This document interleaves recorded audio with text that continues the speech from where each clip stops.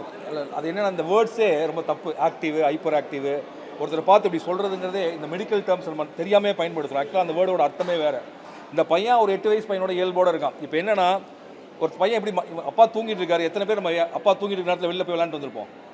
அப்பா எந்திரிக்கிறதுக்குள்ளே மலை மேலே ஏறின பையனுக்கு இறங்க தெரில, அதனால் அப்பாவை கூப்பிட்றாங்க. இல்லை எந்திரிக்கிறதுக்குள்ளே கீழே வந்திருப்பான். ஸோ அந்த பையன் ஹைப்பரெலாம் எதுவும் பண்ணல, அப்பாவுக்கு தெரியாமல் பண்ணலான்னு ட்ரை பண்ணான், அவ்வளோதான்.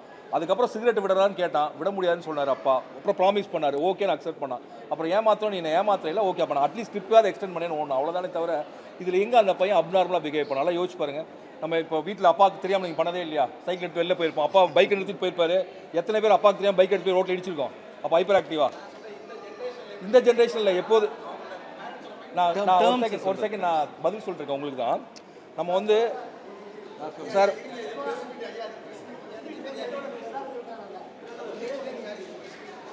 ஒரு நிமிஷம்.